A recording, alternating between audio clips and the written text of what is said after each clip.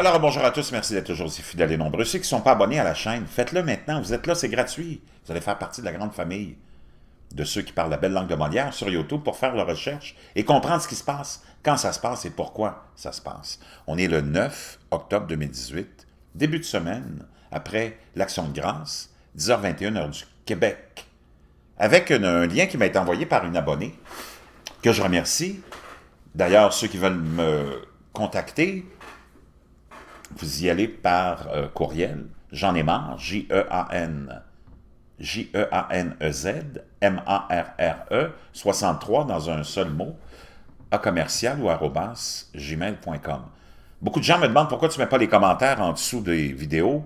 D'expérience avec d'autres chaînes que j'ai eues, je vous dis que ça donne absolument rien, sauf alimenter la haine entre des trolls qui viennent toujours mettre leur nez dans ce qu'ils n'ont pas à mettre leur nez. Et on vient alimenter la haine avec des commentaires haineux, bidons, violents. Donc, j'aime autant passer par un autre moyen. Donc, vous avez toujours le moyen de me contacter, mais ça se fait en privé. Comme ça, je peux contrôler. Puis les gens, habituellement, qui sont mal intentionnés, ne prennent même pas la peine d'utiliser ce moyen-là parce qu'ils veulent juste alimenter de la haine entre les humains. Donc, c'est pour ça que je fonctionne comme ça. Je pense que c'est assez facile à comprendre. Donc, je vous parle souvent des catastrophes naturelles qui sont cycliques, elles aussi, comme le climat. Beaucoup de ces catastrophes naturelles sont en train de se préparer avec l'affaiblissement de la magnétosphère, l'intensification du grand minimum solaire, parce que ce n'est pas un minimum, c'est un grand minimum solaire. Puis dans la littérature, on voit que l'intensification de l'activité volcanique sismique vient automatiquement avec ça, l'affaiblissement de la magnétosphère, l'augmentation des rayons cosmiques galactiques, l'électromagnétisme de toutes sortes, protons, neutrons qui attaquent la Terre, viennent naturellement augmenter ces cataclysmes. Et là, on a un supervolcan du nom de Yellowstone, qui est en cycle, lui, de 600 000 ans. À tous les 600 000 ans, à peu près, il a fait éruption, une éruption majeure qui a donné un bon coup de Jarnac à la vie sur Terre. Et ça prend du temps de se remettre de ça. Et là, ce cycle de Yellowstone, on est un peu en retard. Et là, il est sur le point peut-être d'entrer en éruption. Et la NASA tente de trouver un moyen de le contenir parce que je vous en parle souvent, puis il y a beaucoup de monde, beaucoup de scientifiques qui sont vraiment installés et concentrés sur l'observation du parc de Yellowstone et de toutes ces manifestations via ces geysers, via l'augmentation de la croûte terrestre qui monte et qui monte. Il y a plein de gens qui sont 24 heures sur 24 en ce moment en train d'observer ce qui se passe là-bas. Le supervolcan de Yellowstone entre en éruption tous les 600 000 ans environ, et sa dernière éruption remonte justement il y a un peu plus de 600 000 ans. Il serait comme en retard de 20 à 25 000 ans. Une telle éruption pourrait bien mener à la fin de la civilisation humaine. Heureusement, la NASA est là pour nous sauver à un plan qui pourrait empêcher une telle catastrophe. L'agence spatiale a même pour objectif de créer une centrale géothermique pour produire de l'électricité. Donc, voyez-vous que tout le monde se concentre sur cette région du monde-là. Beaucoup d'énergie y sont déployées. C'est parce qu'on s'attend à quelque chose, sûrement. Puis on voit le comportement de l'élite. Puis je peux vous dire une chose, ça laisse vraiment un doute sur quelque chose de grave. Puis moi, je vous l'ai dit, les semaines puis les mois qui s'en viennent vont être des plus éprouvants. Et je ne serais pas étonné que quelque chose de très majeur se produise, que ce soit en Californie ou ailleurs, mais quelque chose de majeur.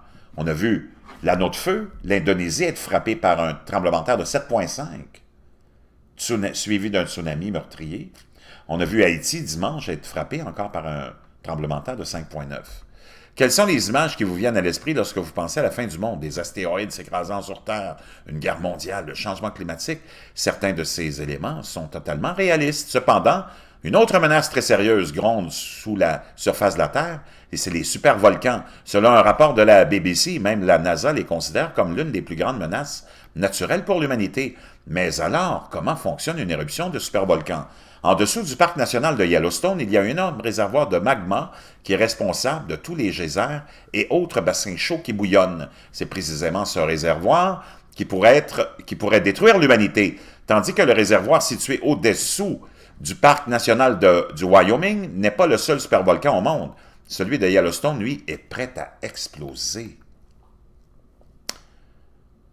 Le volcan le plus actif d'Europe est en train de glisser dans la mer. Il faut savoir que tous les 100 000 ans environ, il se produit une éruption de supervolcan dont les conséquences peuvent être fatales. Si Yellowstone venait à entrer en éruption, cela provoquerait une famine à l'échelle mondiale et nous connaîtrions un hiver volcanique, soit le refroidissement de la basse atmosphère. Selon les estimations de l'ONU rapportées par The Guardian, une éruption de ce type nous laisserait juste assez de réserves de nourriture pour survivre exactement 74 jours. Les chercheurs de la NASA considèrent un refroidissement par l'eau. Plus il fait chaud dans le volcan, plus ce dernier produit de gaz. De ce fait, le magma continue de fondre et la zone située au-dessus de la chambre de magma prend de l'ampleur. Puis, lorsque la température dépasse un certain seuil, une explosion est inévitable. On peut voir ici sur le schéma et le dessin.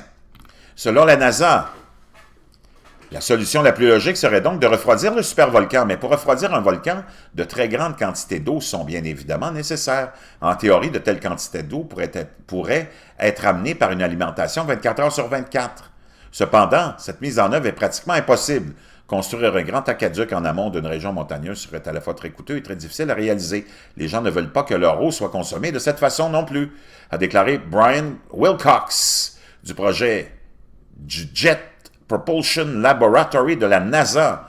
Les gens ont désespérément besoin d'eau dans le monde entier. Un projet d'infrastructure majeur dans lequel la seule utilisation de l'eau est de refroidir un supervolcan serait donc très controversé.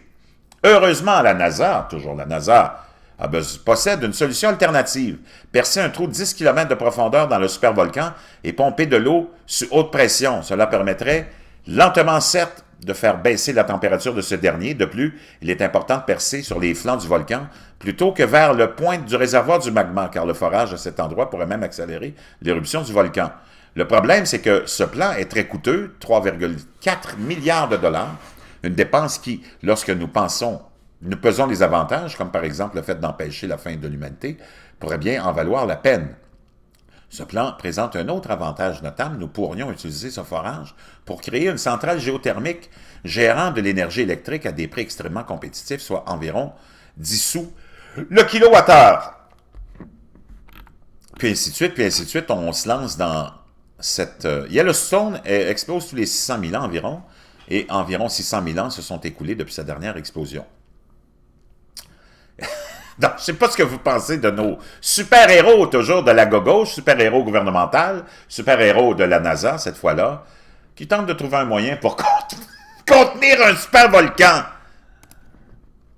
Ça nous rappelle les tentatives de nos super-héros, Barack Obama et tous les autres politiciens globalistes, mondialistes, de carrière, qui a essayé de jouer au super-héros en voulant arrêter les changements climatiques avec des taxes et des impôts.